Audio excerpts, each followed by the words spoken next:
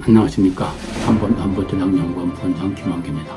오늘은 한치 앞을 내다볼 수 없을 정도로 폭리의 양상을 보이고 있는 미 대선 전국에 대해서 말씀드리고자 합니다.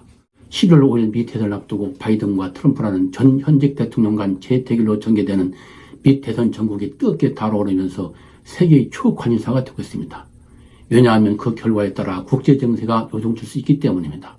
2023년 4월 바이든의 대선 재출마 선언으로 본격 시작된 양자간 대선 경쟁에서 그동안 바이든은 고인플레, 노랭이 따는 침해 의혹, 우크라이나 지원 반대 여론 증가, 미 멕시코 국경을 통한 불법 임자 시도 등으로 각종 여론조사에서 트럼프에게 3% 내지 5% 차이로 계속 크게 뒤지고 있었으나 3월 7일 국정연설을 기점으로 지지율이 상승 시작 1% 내외 차이 사이로 바짝 추격하는 등 초박빙의 양상을 보여왔습니다. 이는 국정연설을 통해 바이드노믹스 등 그간의 정책 성과와 공약을 홍보한다는 것이었습니다. 그러나 이러한 바이든의 상승세는 4월 28일 발표된 CNN 등 일부 여론조사의 결과 트럼프 49%, 바이든 43%로 나타난 등 다시 한풀 꺾이는 모습을 보였습니다. 이러한 배경에는 바이든이 홍보하는 정책 성과가 국민들의 피부에 와닿지 않는 데다 이스라엘 지원에 대한 반대 여론 때문이었습니다. 그러나 5월 30일 트럼프 성추문 입막음을 위한 금품 제공에 대한 뉴욕 법원의 형사재판에서 트럼프에 대한 34개 혐의에 대해 배심원단이 유죄 판결을 내리시면서 트럼프 지지율이 꺾이는 모습을 보였습니다. 5월 30일 발표된 모닝콘서트 여론조사에 따르면 45%대 44%로 바이든이 트럼프를 1% 앞서는 것으로 나타났고 특히 무당층, 즉 부동층 49%가 트럼프 대선 출마를 원치 않는 것으로 나타났습니다.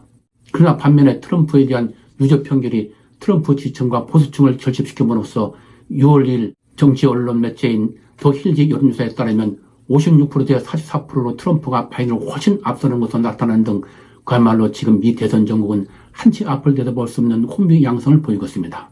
따라서 이러한 점들을 살펴볼 때 이번 대선의 승패 요인들은 다음과 같다고 할 수 있을 것입니다. 먼저 이번 대선의 승부를 결정질 최대 요인은 인플레이션, 즉 물가라고 하겠습니다.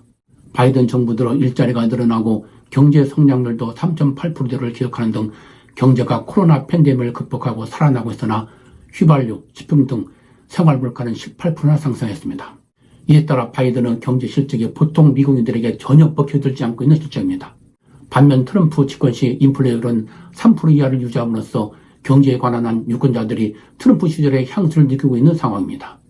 다음 요인으로는 이스라엘 하마스 전쟁 문제입니다.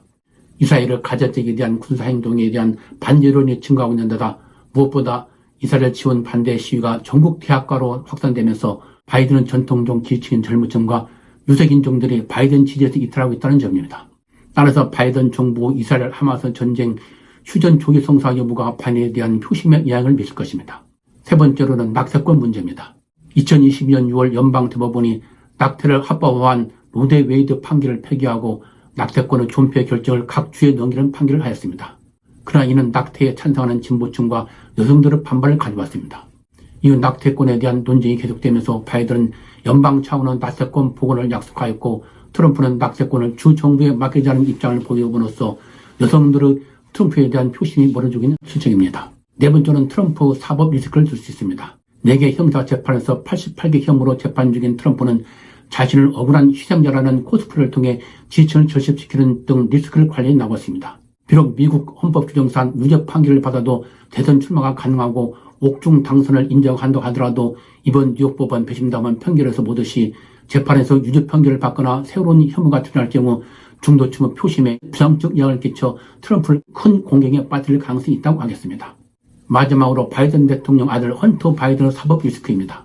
작년 6월 연방검찰이 바이든 대통령의 영향력 행사로 헌터 바이든의 탈세 및 총기 불법 소지에 대한 처벌 시위를 낮춰주었다는 의혹에 대한 재판이 6월 3일부터 델라웨어주 법원에서 시작됨으로써 그 결과에 따라 바이든에 대한 표심에 영향을 미칠 수 있다는 점입니다. 결국 이번 대선 승패에는 바이든과 트럼프 모두 향후 5개월 동안 상계와 같은 요인들을 감안 지지층을 결집시키고 중도층의 정서를 누가 더 잘 대변하여 얼마나 많은 투표장으로 이끌어내느냐에 달렸다고 할 것입니다.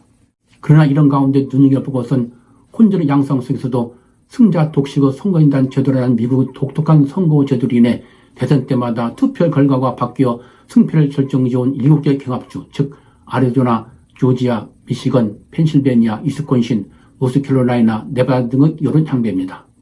현재 트럼프가 경합주에서 각종 여론조사에서 2% 내지 7% 계속 앞서면서 큰 시사점을 준다고 할 것입니다. 만약 트럼프가 승리한다면 바이든이 폐기한 미국 우선주의에 기반을 둔 트럼피즘을 부활할 것입니다. 그리고 anything but 바이든, 즉 바이든 정부가 추진했던 모든 정책을 모조리 뒤집을 것입니다.